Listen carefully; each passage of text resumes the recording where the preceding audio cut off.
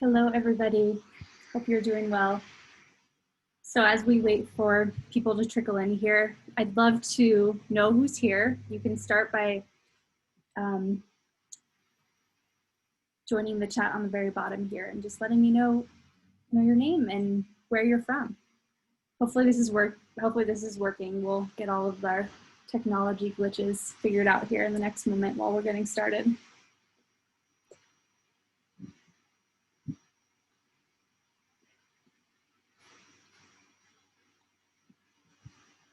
Hi, Anna.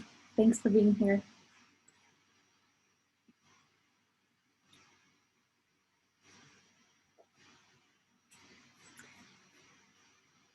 Alrighty, so I'll give it just one more minute. There's definitely a few more people who are gonna be trickling in here. So I wanna make sure that we don't start without them. Mariah, nice to meet you. Portland in Oregon. Hi, Anne-Marie. Can you guys hear me okay?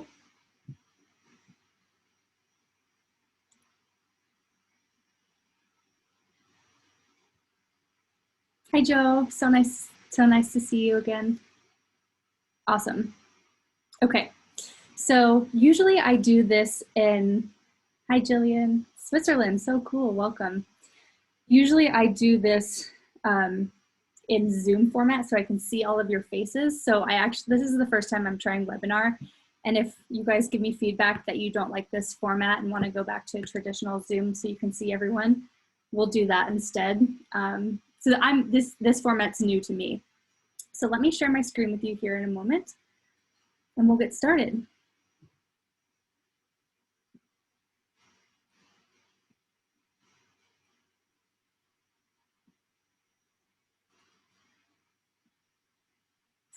Alrighty, so welcome everyone. I'm so grateful that you're all here and that for the next 60 minutes today and 60 minutes tomorrow, we're gonna dive into this, and I've packed it pretty full of information, so hopefully it's not too overwhelming.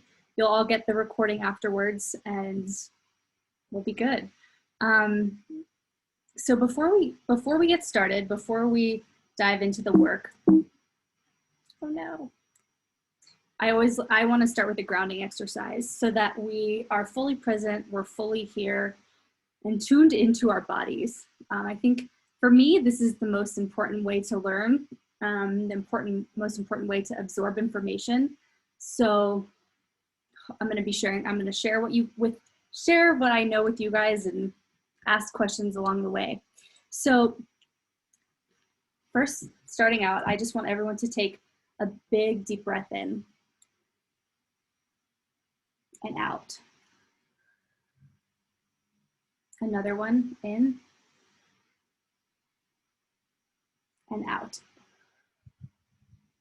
And I want you to open your mind to learning, open your mind to absorbing new ways of thinking about things and just creating new neural pathways for the next 60 minutes. And that starts by kind of reframing how you've thought about relationships in the past.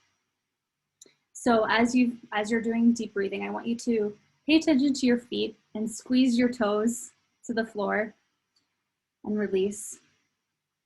And squeeze your toes again and release. Take your shoulders and give them a few rolls back and forth.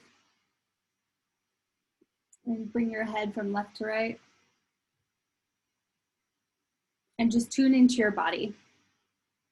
Alrighty.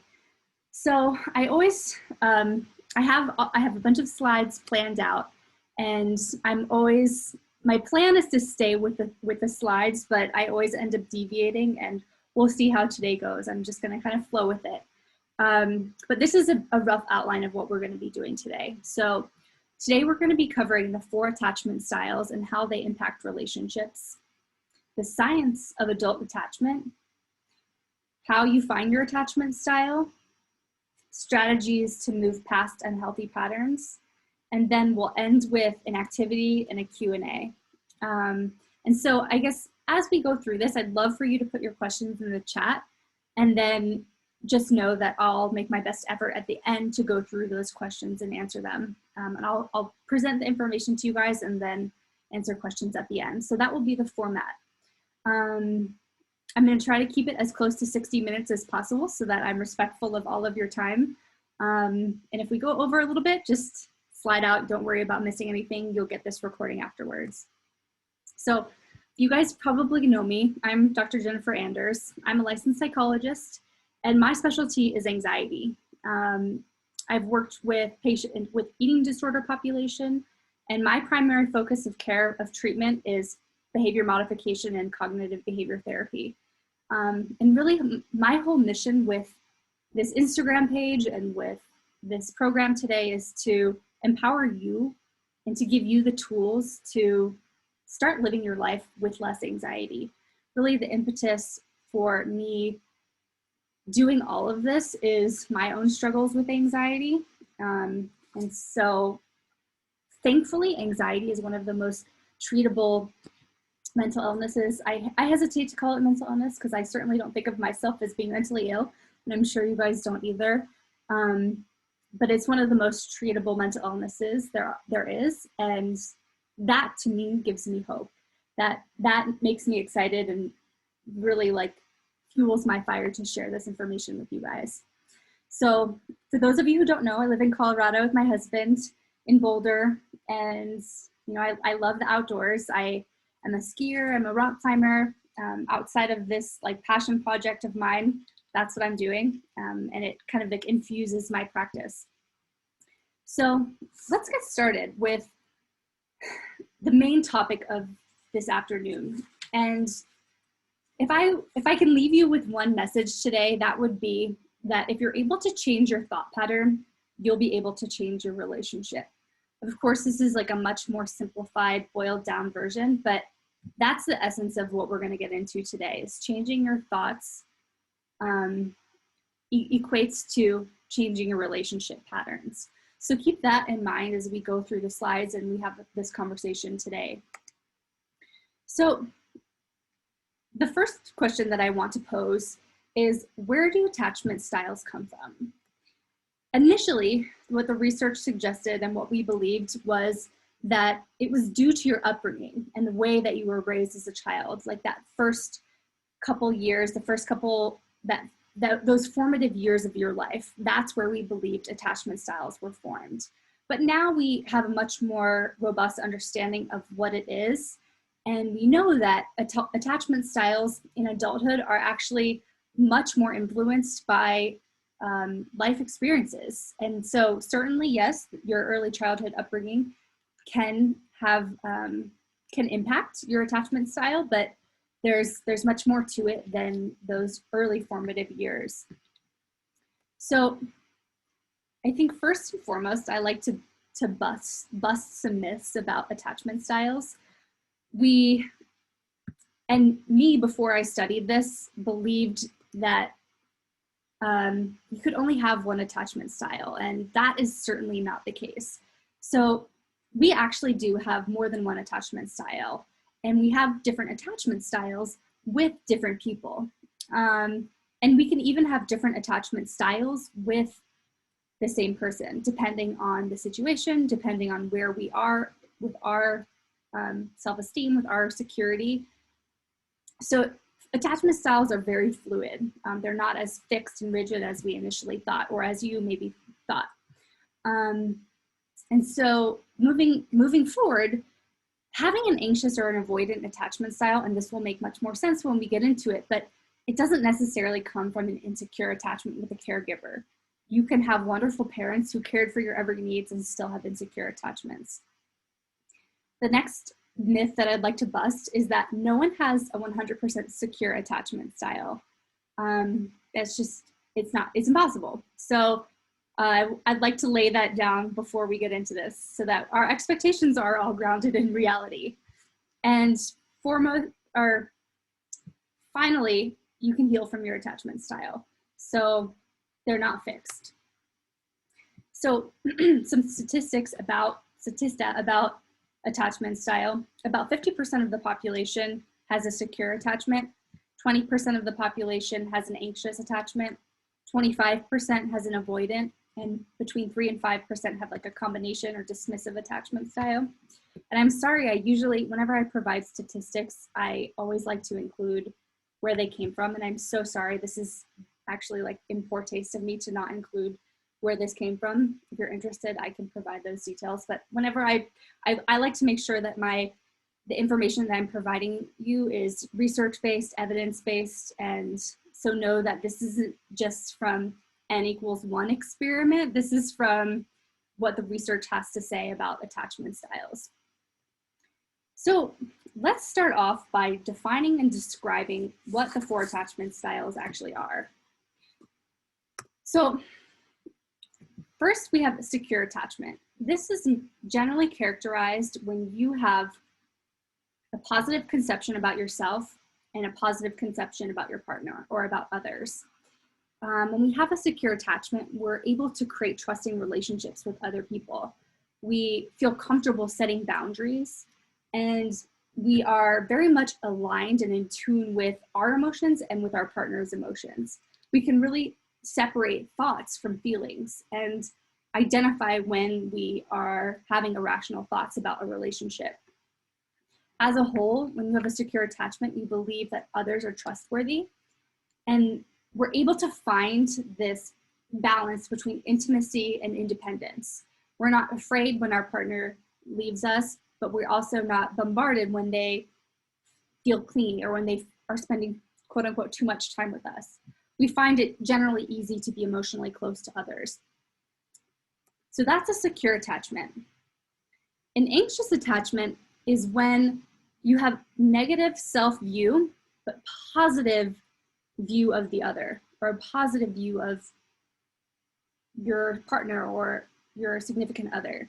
And so this is really characterized by a fear of abandonment. We often, when we're experiencing this anxious attachment pattern, we confuse our thoughts with our feelings. And this idea of separation and actual physical separation makes us anxious. The other thing that we see very often with anxious attachment style is making excuses for our partner's poor boundary or poor behavior or boundary crossing.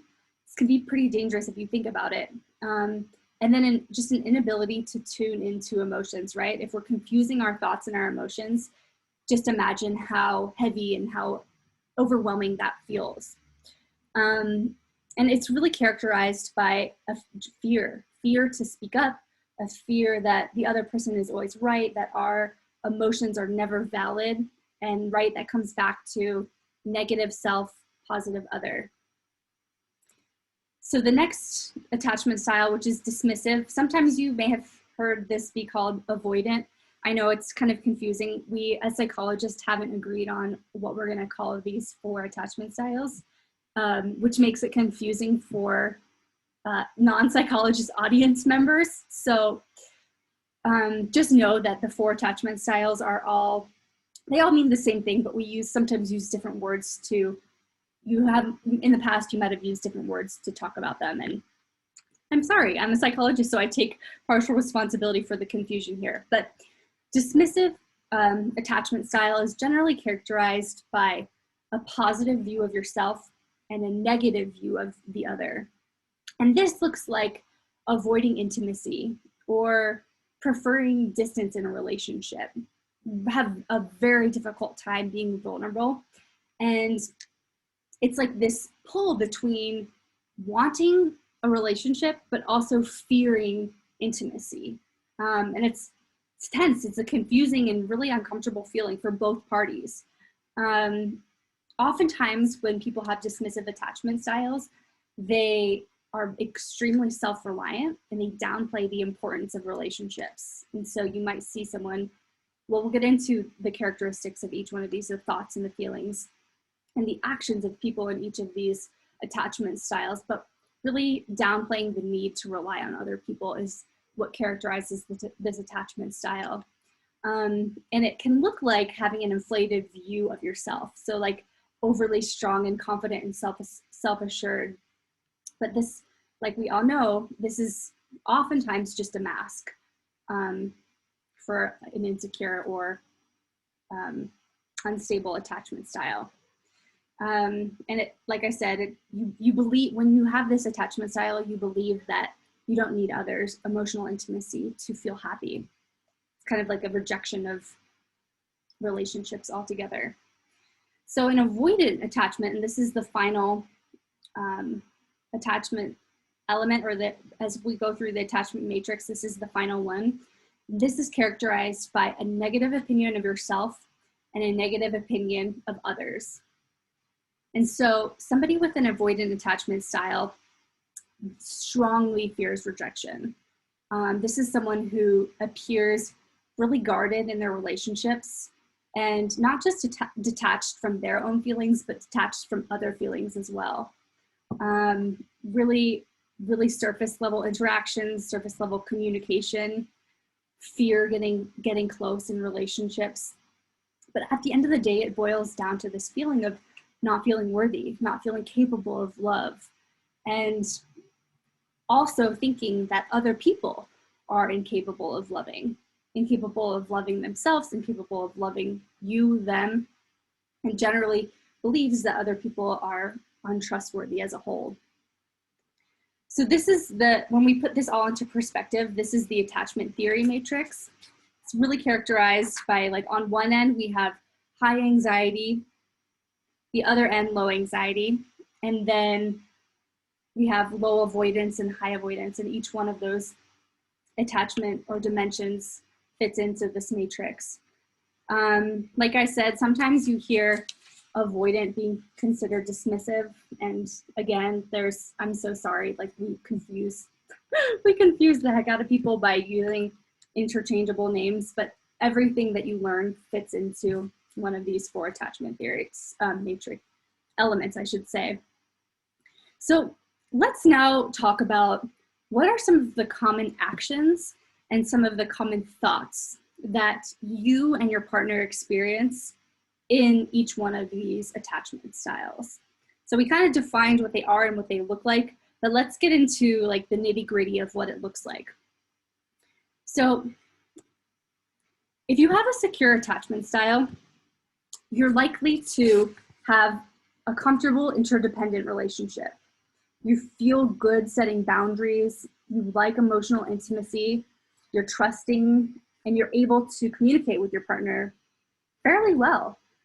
The common thoughts that are experienced by someone who has a secure attachment is like general appreciation of boundaries, not being afraid by boundaries, but like welcoming them and knowing when to leave space. So recognizing when your partner is needing space and actually feeling okay stepping back, feeling like the relationship isn't going to end because we've given the relationship a little bit of space. So this just reiterates what I just said. So with an anxious attachment style, some common actions that you or your partner may experience are acting out of fear, picking a fight, kind of this feeling like you will reestablish contact in a relationship at any cost, even if it's hurtful or dangerous. And then it can also look manipulative. And this isn't intentional, but as we know with anxiety, anxiety manipulates us and it manipulates the people around us to kind of control for external variables. And so it can look like manipulation. And also really this like general fear of threat to leave. Like this relationship is always on edge. It's always kind of like teetering on disaster.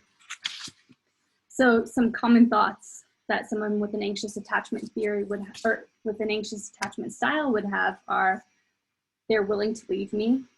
I will never be able to find someone else. This feeling like I knew something would go wrong. I just knew it. I had the sense all along that it wasn't going to work out. They're amazing. Why would they want to be with me?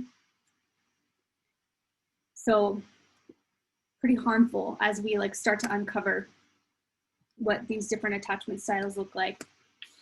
So the next attachment style, the common thoughts and actions that we experience with a dismissive attachment would look like flirting with others, not saying I love you, kind of like purposely creating this wedge or this distance in the relationship, forming relationships that have an impossible future that you know deep down is not going to work, keeping secrets and leaving things foggy, right? Leaving things open-ended or unsure. And this kind of like overall sense to keep independent and to feel like your life is entirely separate from theirs. Some common thoughts would be, I'm good. I don't need other people. I don't need this person to make me happy. I don't need this person. I'm fine as I am. Saying and thinking like I'm not ready to commit. Oftentimes people who say that, I have commitment issues or I'm afraid to commit, it's really boils down to having a dismissive attachment style. And it's not you, it's them. And this kind of overall need to stay together regardless, even when you know things are not heading in the right direction. So when we conceptualize this, the fourth style in this matrix is avoidance. And some of the common actions that we experience with an avoidance attachment is get up and leave. I'm just gonna figure this out, like really quick to be triggered, really quick to take action, feeling hostile and disdainful, making critical remarks, keeping emotional sharing to a minimum, and really kind of ignoring your partner's desires and needs.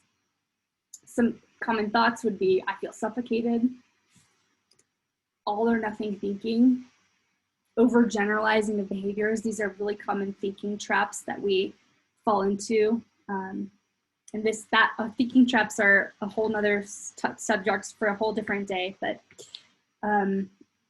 just a very unhealthy view of yourself and of the other person, and a need to withdraw, get out, and like this feeling of pressure coming from the relationship, even when there's no pressure being put on it. So what do we do about this? How do we heal? How does moving through these attachment theories look? And how do we get over them is the most important question. And I'm sure something that you guys have all been wondering. So what the research really suggests is that it boils down to these four things. Boils down to communication, to shifting your focus, and this is like cognitive behavior therapy, challenging our thoughts, stop reacting.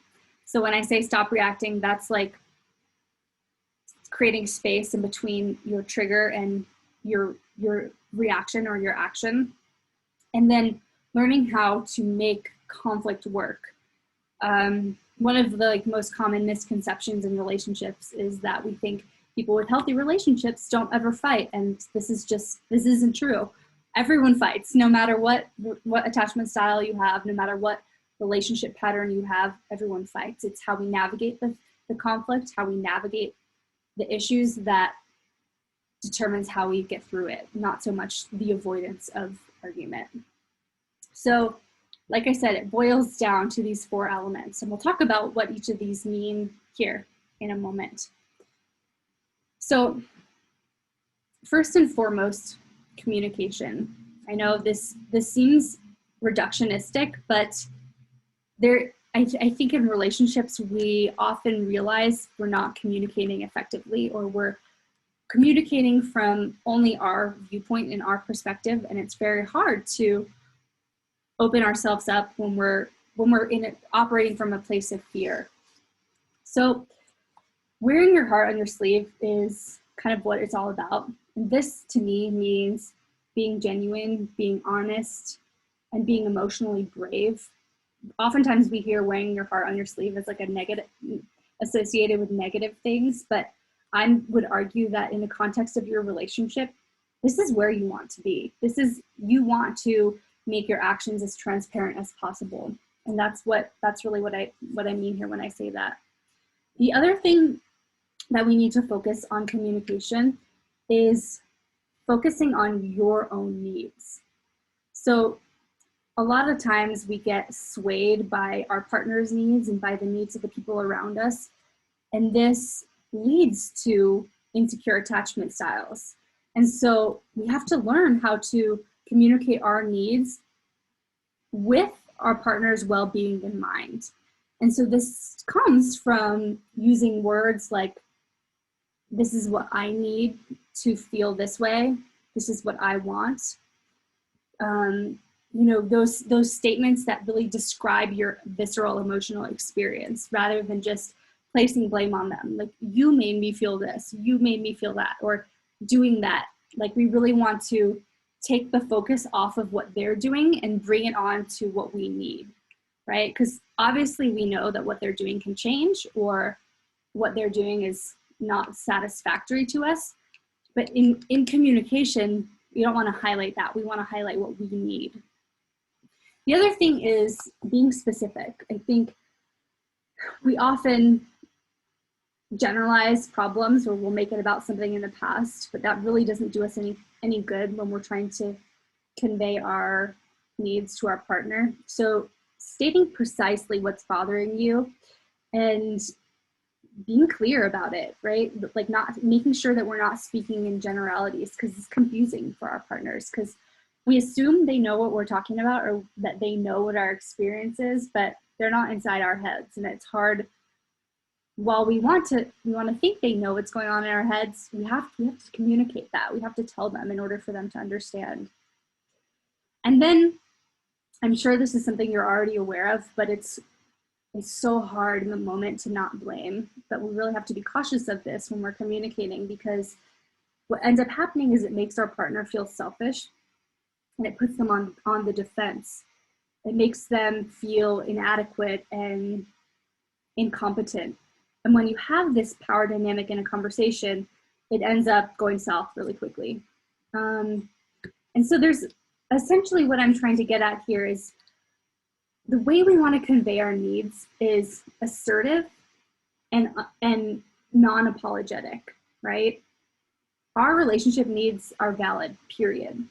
Like, end of story. There's no needing to justify what you're thinking, what you're feeling. Yes, that's how you take it one step further, or you communicate these experiences in detail, but you don't need to justify why you're experiencing them in order to feel valid. They're valid because they are. And so keep that in mind as you navigate conflict and as you brush up against conflict with your partner, that your needs are valid, and you do not need to over-explain yourself in order for them to receive your information. And so I kind of brought this up when I talked about focusing on your needs, but bringing up things from the past and bringing them into this present moment is also it's not helpful. It can be very harmful when we're trying to communicate our needs, because what we want to do is we want to communicate exactly what's bothering us right here, right now, and how it made us feel in the moment. Like, yes, there could have been a million other things that made us feel anxious and upset in the past, but really what it's about right now is this very moment, and that's what we want to address when we're communicating our needs with our partners. I hope that makes sense. So the next thing that I want to focus on is shifting your focus. And this is really all about cognitive behavior therapy. And if you've heard of this before, amazing. But if you're new to this term, cognitive behavior therapy, it's essentially that the way you think about things impacts the way you behave, the way you experience. So it often comes down to identifying these thinking traps that we've fallen into and recognize that there's another way to think about something. There's another way to think about this. And so what I often ask my clients to do is identify what common negative message you're telling yourself about yourself, right? Notice what stressor in your life, what trigger activates this thought. And sit with that for a second. Actually, tune into that. Tune into this negative narrative that you're telling yourself, either about yourself or about your partner. And then ask yourself, what is the purpose for this thought? Is there a purpose for this thought? And we can do this by kind of digging a bit deeper into it, by asking, is this negative thought trying to protect me? Is it trying to harm me? How is it protecting me, right? Is it keeping me from being vulnerable and taking risks? And try to figure out, like, dig deeper and challenge these thoughts. Like, don't just accept them. This is the basis of cognitive behavior therapy, is to not just blindly accept our thoughts, but rather let ourselves have the last word, not our thoughts. And this really comes back to honoring your experience, that you have this thought for a reason, right? Something happened in your past, or some relationship dynamic has caused you to have this immediate negative thought pattern. And to let that be okay, and to just not get upset with yourself for experiencing that, but rather honor that and say, okay, this is a part of me and I see it, but I'm not going to let it have the last word. I'm going to challenge it because I want to have healthier relationships. I want to have healthier thought patterns. And so this really comes down to shifting your mindset away from fear, right? When we're in a negative thought headspace, it boils down to fear. And it requires pretty intensive training. It requires rebuilding your habits and interrupting your thought patterns. And I would totally be lying to you if I said that it was something that you could change overnight, because this is heavy work that takes lots of time and energy and investment on your part. But recognizing that it takes time, and being patient with yourself when you're trying and results aren't happening overnight, because it's just how it goes. And it's kind of like a little trick that I like to do to reframe negative thinking is what we call finding a new job for your inner critic. So this looks like letting your fears pop up, right? Like, the goal is to not suppress our fear. The goal is to see it and recognize it, and then say, thank you, I see you, I appreciate you.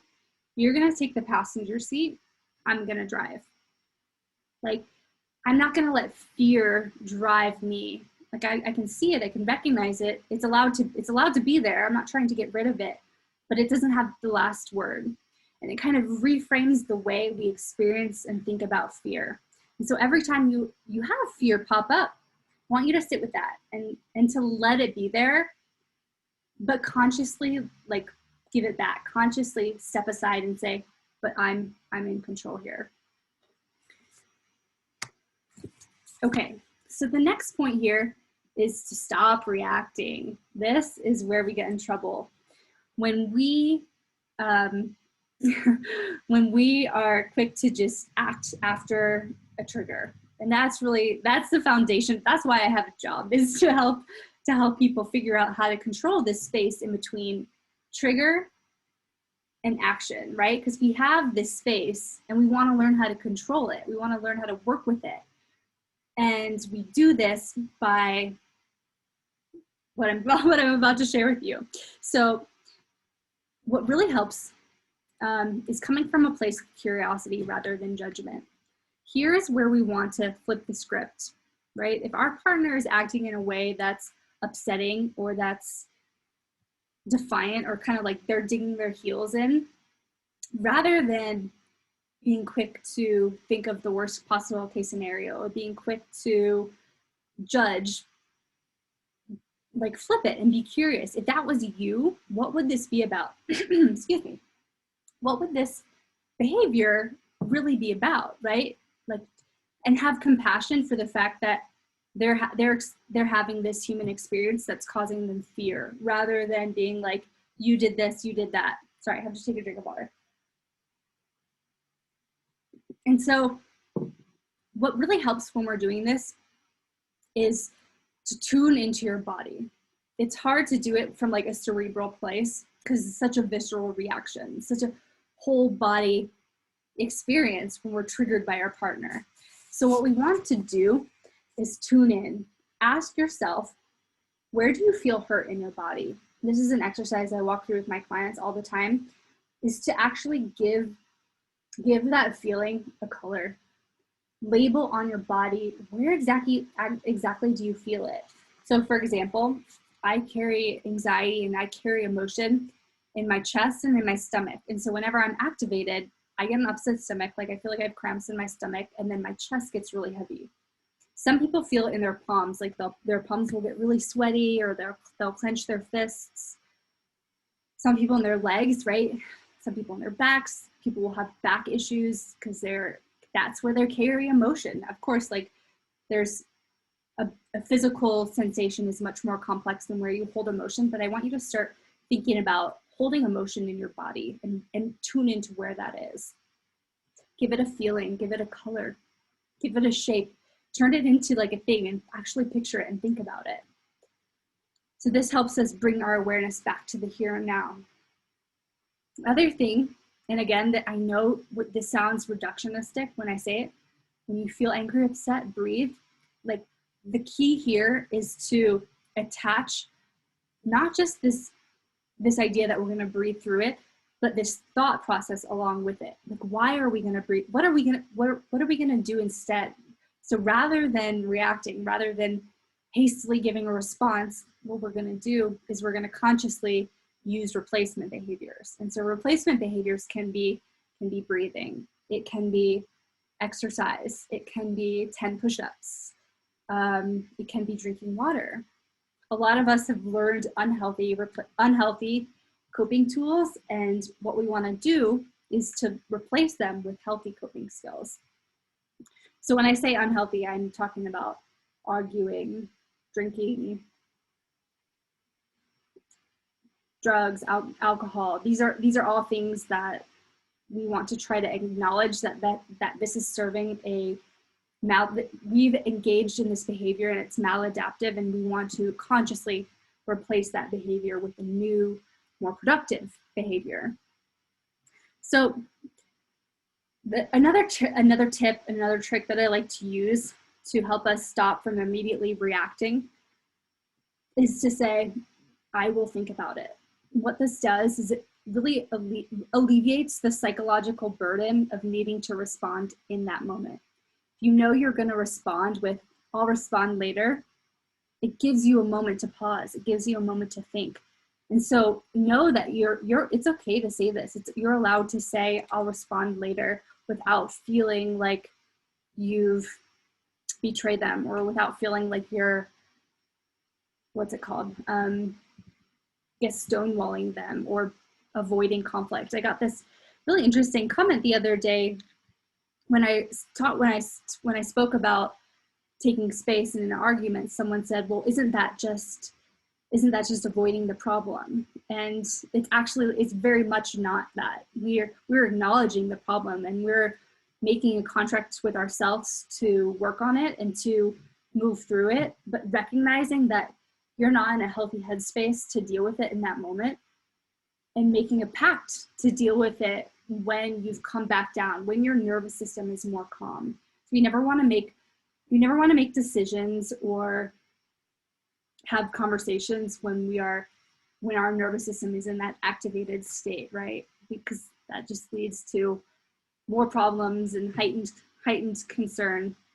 So there's something to keep in mind as you navigate through this. All right, what's going on? Okay, so the next part to all of this is learning how to make conflict work. And so this is when I say that everyone fights, that's really what I mean here, is that the goal is to not avoid argument. The goal is to navigate a disagreement in a way that helps you and your partner get closer to the same page, or maybe agree to disagree, but not to avoid conflict altogether. Sometimes I've heard of people who have who just don't argue in their relationship, and I always find that to be super interesting, because it's in a committed long-term relationship, you're going to bump up against disagreement, you're going to bump up against conflict. That's what happens. And when people say they don't have arguments, I'm always like, well, that, like, to me, that means that they're suppressing something. One of them is suppressing something, which is never good, because what happens when we suppress things is it ends up bubbling up and turning into something else, turning into a problem that you didn't intend to talk about, or it morphs, essentially, is what I'm trying to say. So how do we make a conflict work? How do we move through this like pattern? Well, first and foremost, it starts with showing basic concern for your partner's well-being. I know it's so hard, and when you're in a disagreement, it's so easy to focus on just how you feel, focus on yourself and your own needs within the context of the fight or the argument. But even if it's just a short moment, take your focus off of yourself and off of the problem at hand, and think about them. Like, actually genuinely try to understand where they're coming from. Like, this simple act will take you so far. And it may be that they're being completely illogical. That very much may be the case. But at least you're engaging in this exercise of trying to focus on where their thoughts are coming from. The other thing that I always recommend is to maintain focus on the specific problem that you're dealing with, the specific thing that brought you to this point of activation. It's probably not the fact that he turned on the oven and left it on, or the fact that he forgot to make you breakfast, right? It's probably about something else. And so what is that something else? Focus on what it is in that moment that is causing you to experience this emotion, and try not to make it about this and this and that and all the things that happened 6 years ago and leading up to this point, and make it about that one specific thing. The other thing that I always recommend, and that is super tricky when you're navigating conflict, is to avoid stonewalling. Stonewalling is just like ignoring your partner. And so that's what this person wrote in, confused about. Like, isn't when I take space from an argument, isn't that just stonewalling? No, because you're explaining, you're talking through what you're experiencing with them. You're telling your partner, this is what I'm feeling right now, and I need space in order to, give me 10 minutes, right? Define what space means to you. I need 10 minutes to cool my body down, and then we'll talk about this again, right? But the important thing is to just not walk away and leave it and pretend like it didn't exist. And then what this all comes back to is being direct about your feelings and your needs, right? Like I said in the very beginning, your needs are valid, right? They're important. And if your partner tries to make it seem like, for whatever reason, you're being irrational or you're not thinking clearly, no, their opinion there is irrelevant. And so whatever you're feeling is certainly relevant and needs to be addressed, is the short of it. So here's the thing. If you are anxious and you have this anxious attachment pattern, dating somebody who is avoidant or dismissive is going to be challenging. And that's because you need closeness and intimacy, and they want distance. You're super sensitive to signs of rejection, and they send mixed signals. You find it hard to tell them directly what you need, and they're super bad at reading nonverbal cues. So you can see how this is going to be tricky, which makes it even more important to hone in on how we communicate and how we manage our bodily experience in that moment. The other thing that I would caution you to do is to look out for these kind of like blaring red flags. And this is, if they're sending mixed signals really from pretty early on from the get-go, I would proceed with caution. You know, this is somebody who longs for an ideal relationship, but is giving subtle hints that it's not you, or that they're desperate to find the one. They romanticize the idea of the one, and then disregard your emotional state, or disregard your emotions, or that make you feel invalid for feeling a certain way. They also will suggest that you're too needy. And so this pattern is tricky, is super tricky to navigate. And I want to acknowledge that. But that's why you're here, is to learn about this. So I don't know if you guys are currently in relationships, or you're seeking relationships, or that the point of this is to enhance the relationship that you're already in. But these smoking guns are and should be at the forefront of your mind early on.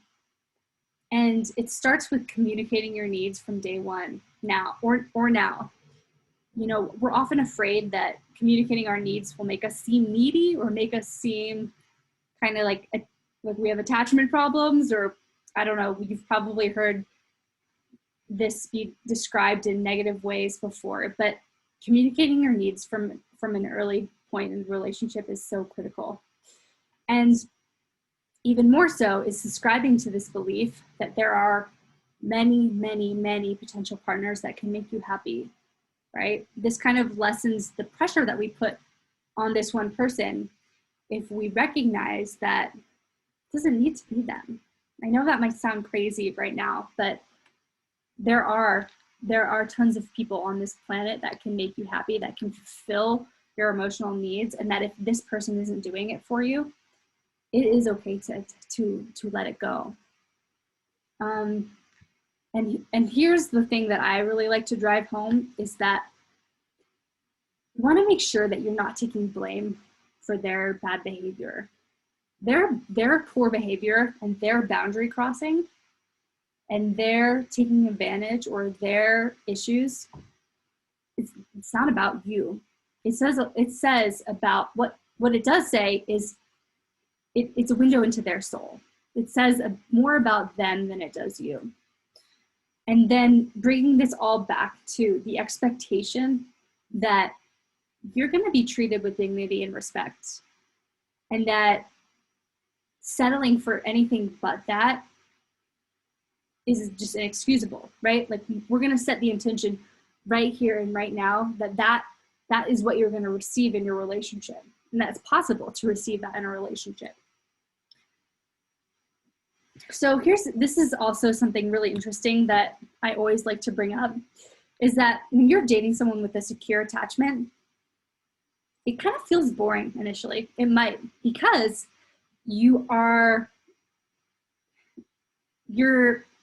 with secure attachments, there's less drama.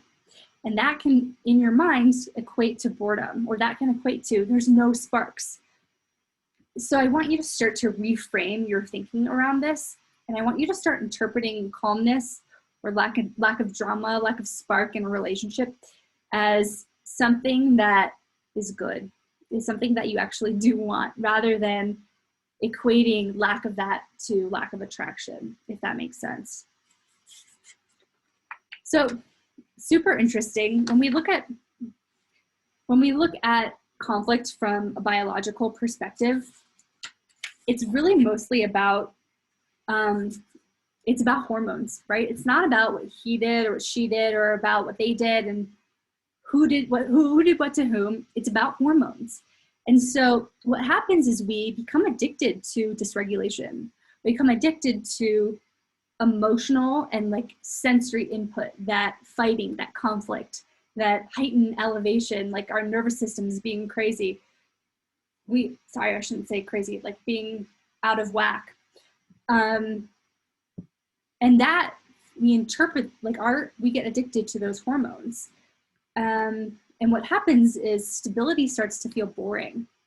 So what I'm going to do is I'm going to challenge you to start seeing stability as good, as something that you actually want in your relationship, right? Boredom can actually, it's good. It's going to challenge you to kind of open new ways of getting that emotional sensory input rather than from conflict. I hope that this is making sense as I go through this. Now I'm saying this out loud. I'm like, I can see how this can be interpreted in a very different way, but that's the gist of like this emotional, this biological input situation. So, okay, we've got 10 minutes left. I have this attachment style quiz that I find super interesting, but I also would like to designate some time to answering your guys' questions. So how about, what I'm gonna do is I'm going to move through the quiz. It's 3 pages. I'll have you screenshot or take a picture with your phone so that you can do this on your own, and then we can take questions. But if you guys prefer to do this quiz, we can do that. So how about you guys give me some input, and I'll do whatever you guys prefer. It looks like there's only 8 of you guys in here right now, which is, yay, that's very nice, very intimate. So let me know in the comments what you guys would prefer. And okay, quiz. Let's see, I'm gonna go through some of your guys' questions.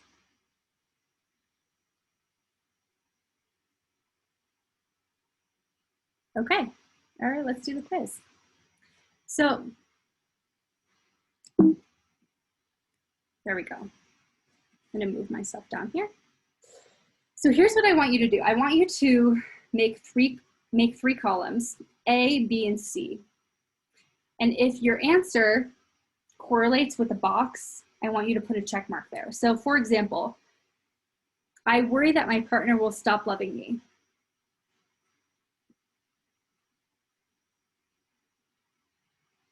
Oh goodness, okay. If your answer is true, you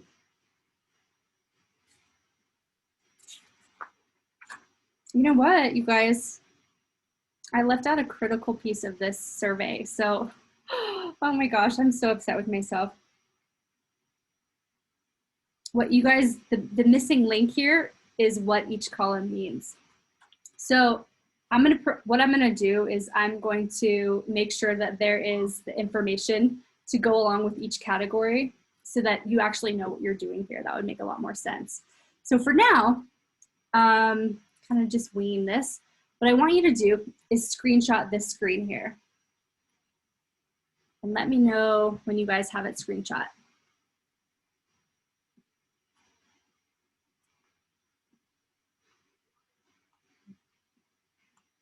Okay. Okay, and I'll have you go ahead and screenshot this one too. Hopefully are my Zoom panels at the top getting in the way, or are they okay?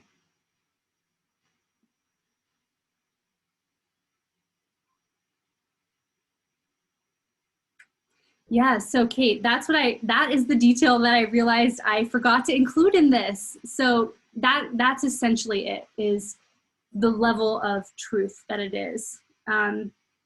And it corresponds to, of course, the attachment style that you are.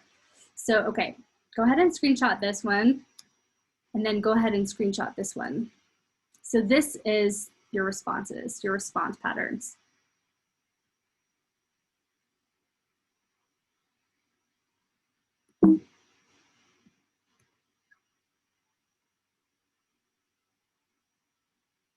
Okay.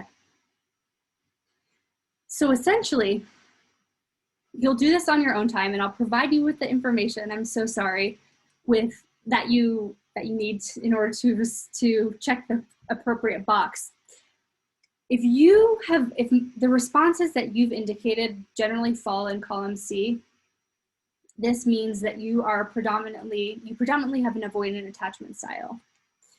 If the majority of your responses fall into column B, that means that you have a secure attachment style predominantly. And then if your responses fall into column A, this means that you have a predominantly attachment style. anxious attachment style. And did I? Yep, I gave you guys the screen. So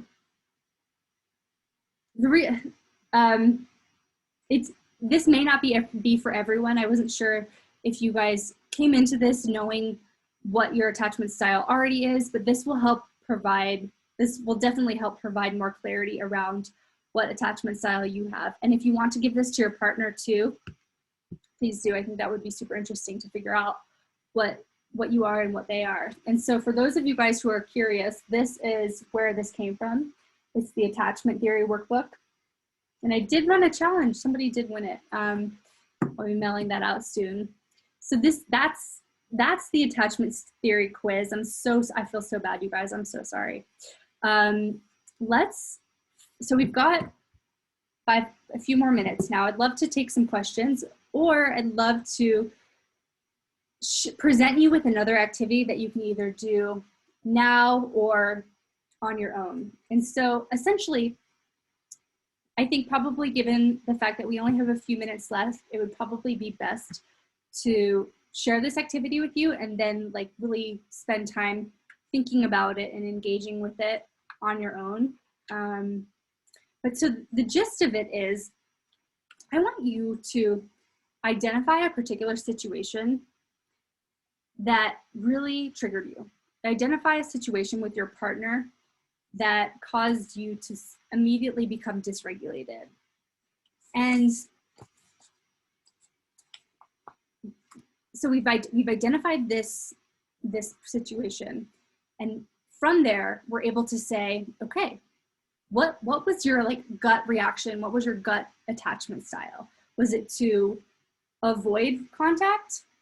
Was it to lean in even further and become more anxious about it? Or is it calmness, right? I don't know. I'm guessing that the majority of us here are here because our partner triggers us, and that calmness is generally not the reaction that we get when they trigger us. But if that's the case, wonderful. So what I'd like you to do then is to identify what your reaction was to their trigger, right? So they did something.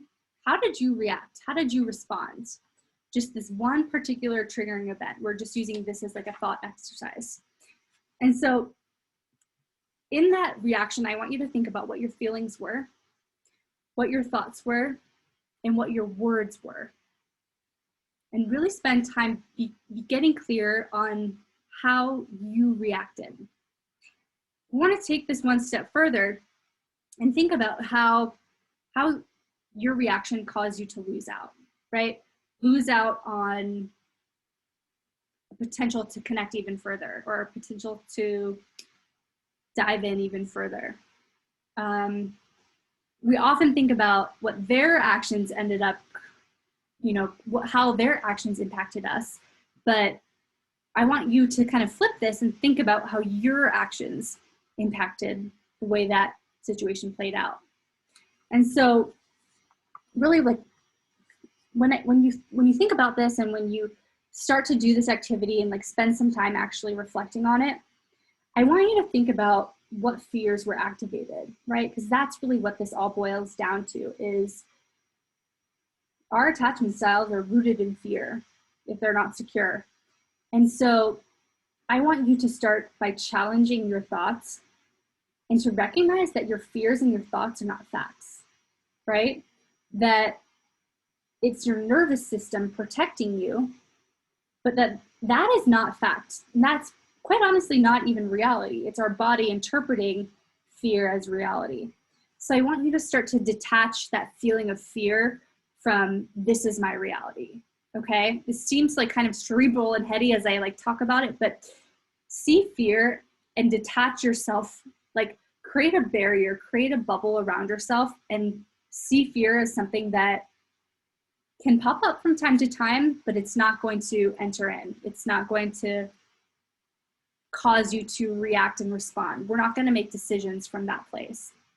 And so while this is just one small activity, we're just doing a particular situation, this kind of gets us in the pattern of thinking about how we respond and what our triggers are. Because that's the foundation of cognitive behavior therapy, is identifying your triggers and recognizing that how you respond to them can either create conflict to be even worse, or it can help diffuse the situation. And so it kind of brings it back to the fact that we have power over this, and that we have the ability to take a problem or a situation in a direction that we desire. It's not like we can just sit back and go, oh, I have no control over this. Like, we have a lot more power than we think we do. So, okay, I'm gonna stop sharing my screen right there. How are you guys doing? I'm sorry I didn't get to, I don't see many questions here, but I'm sorry, my intention was to have a Q&A at the end, and certainly, like, if you have questions come up today or tomorrow, let me know. I'm so happy to answer them. But like I said, I've got a lot of information and I'm excited to share it all with you. So that's it for today, you guys. I'm thrilled that you guys made it, and to everyone who's going to watch this later on online, I think that's actually the majority of you guys. I look forward to hearing your feedback and look forward to connecting with you guys further. Thanks, Joe. Good. So the second part of this workshop will be tomorrow at the same time. So we'll use that second link, and I'll plan on seeing you guys there. Thank you, guys. Make conflict work. Okay, wait, Kate has a question, but you can answer tomorrow. Yes, okay, yeah. So in answer to your question, yes, this applies to all relationships. I kind of framed it in terms of romantic relationships, because that's kind of like what I got the most feedback about, what people were curious about. But these principles are certainly true for, this is how we navigate relationships as a whole. So yes, all relationships. Email me with any questions that you guys have, and I'll try to put them into the queue to answer them tomorrow. Thank you, guys. See you then.